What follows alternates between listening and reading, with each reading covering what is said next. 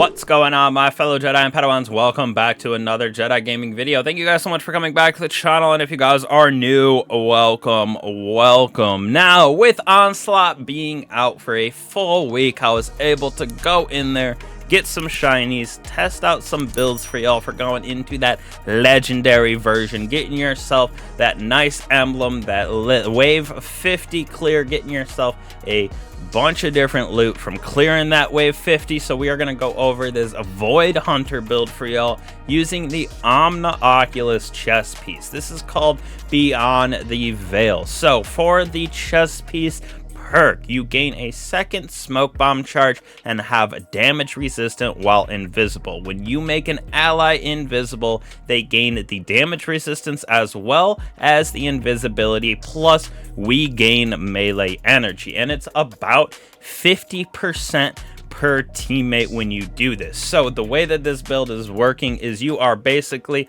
spamming that nice smoke bomb slam on yourself and your teammates to make you go invisible, get that nice damage reduction, and then just go to town wiping out ads with what we have for our weapons, and then with our tether just definitely getting it back very quickly and having that ad management of the onslaught that you need when they are just coming at you in some of those later waves. So when we move on to our mods and stats with this, went with 100 resilience with that 100 strength, so we can have back our smoke as fast as possible with having everything else in recovery, discipline, intellect up at the 50 range. Mobility, didn't need it nearly as much. We're getting everything else back very quickly, and we're using mostly our smoke bomb and that trapper's ambush to go invisible. So now when we move on to mods to make this even better, we're going to be using special ammo finder on this for our energy weapon with arc siphon. I'm using two different arc weapons actually with this build. You could go with void weapons for that volatility. Recluse would be great, but with the weapons I am using was easy for every single champion that we could go up against with unstoppable, overload, and barrier, and we were wiping out ads very easily, so I went with the arc side of things. Powerful friend, so we can spread that armor charge by picking up orbs of power. Now we're going to have momentum transfer, causing damage with that grenade, gives us our melee, and then we are also getting our class ability back, hence why the mobility is only at 16 when we are doing damage with our grenade, so you can see why we have that double bolstering on. Now we're going to have arc reserves for both our energy and our heavy weapon with the resistance. Totally up to you, whatever is the biggest thing for that onslaught, depending on if you're in Midtown, Vostok, etc. For me, I had solar and void was what I needed the most. Now for our boots, we got double arc weapon surge, very important with the time dilation to keep that damage up at 17% when we're picking up all those orbs of power. We're also reducing our melee cooldown every single time we pick up that orb of power, so we can use that trapper's ambush and make ourselves invisible more often with double bomber, so when we do dodge, we are going to get our grenade back a little bit faster, which feeds right back into double bolstering as well as momentum transfer. So you can see how you can use your abilities very easily on this, and you are going invisible with you and your teammates consistently with this build. Now, as for weapons, like I was saying, I was using the Warden's Law. I had the Adept version with 4th times the charm, Frenzy on this, so we are getting a good amount of defeats with this because of that Frenzy, and with the ability to stun unstoppable champions. It is very nice, very good for this end game activity when you get up to that level 50. Now this right here is one of my favorite weapons. Have been using it a lot since I got it, came out with a beacon rounds volt shot on this thing with the indebted kindness.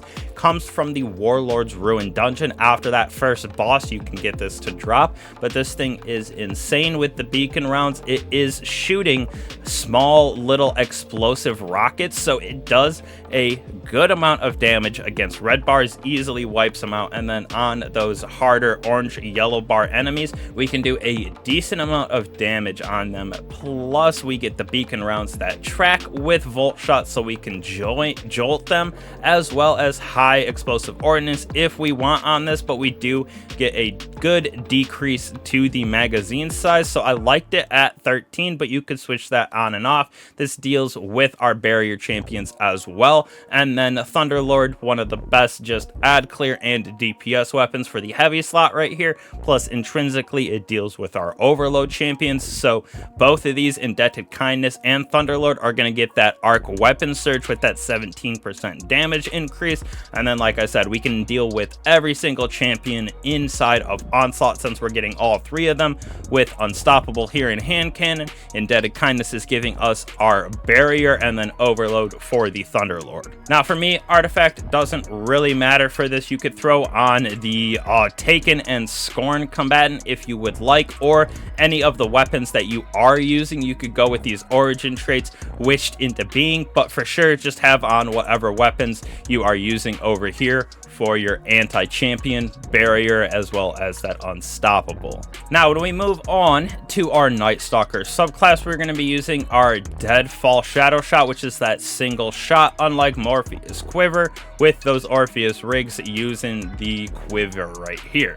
Now we are going to be using our Marksman's Dodge, so we can reload, also go invisible with this because of our aspects, with triple jump, our snare bomb, and then for me, Vortex Grenade, definitely the best, does the most damage in my opinion, keeps enemies at bay the easiest. Now right here is important for this build for the Omnioculus and coming down and doing that slam. We got Trapper's Ambush. Activate Quick Fall to spend your melee charge, dive to the ground, creating a large smoke cloud which dissipates. Targets in the cloud become weakened, allies become invisible. Your smoke bomb makes nearby allies invisible when it attaches to surfaces or targets as well, so you can actually throw it at one of your teammates, make them invisible while they're getting a res, something like that as well. So the possibilities with this are endless. And then with the Omnioculus, we're getting 2 of these. Well, we get a bunch of that melee energy back when we make our teammates invisible as well. Now I went with Vanishing Step on this so we could go invisible on our dodge as well. Just seemed like the better option instead of Stylish Executioner, because we're not really having any of these too much besides the weakening with our smoke bomb every so often. Now for our fragments, Echo of Reprisal is our first one, helping us to get back our bow as fast as possible with final blows when surrounded by the combatants, grant us super energy, so Reprisal very good for getting our shadow shot back. We got Echo of Persistence right here, so that invisibility, overshield, and devour last longer, which we are going to get invisibility are a couple different ways, and you will see we will get devour as well on our last fragment. With melee final blows, start health regen for us and our nearby allies, so this is just a nice little addition, cherry on top for giving us some health back for us and our allies. With finally, we got that Echo of Starvation, picking up Void Breaches or Orbs of Power, grants us Devour, so helping us to stay alive. Devour is super clutch inside of this Onslaught, since there are so many enemies. When you get those defeats, you're going to get your health back, and then that Devour is going to last longer because of Persistence as well as our invisibility. So like I said, this build, the way it works, you're going to want to clear out ads as fast as you can.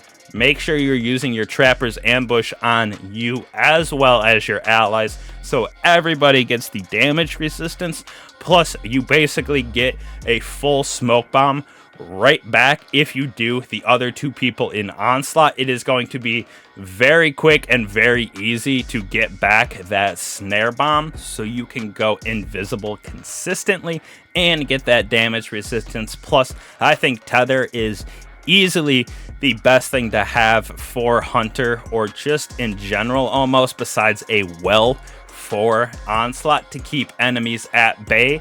A well with a Strand of Titan and a tether is literally, you can get through any of the waves 0 through 50 with ease. The ad management of all of it is insane. And then when it does come to boss damage and actually doing DPS, we get that weaken from our snare bomb as well from our tether, so we can do some decent DPS with those arc weapon surges as well. So definitely one of my favorites that I have tested out so far. We got definitely a couple more for each class coming out over this week and next week for y'all, going over everything for these Onslaught builds. So I appreciate all you guys again. Don't be afraid to like and subscribe to the channel. Helps me out a bunch. Give that old bell a slap so you don't miss out on any of the content here on the channel. Join the Discord as well. Got a lot going on in there, trying to build up that community. So again, I appreciate all you guys. I will catch you guys in the next one. Peace.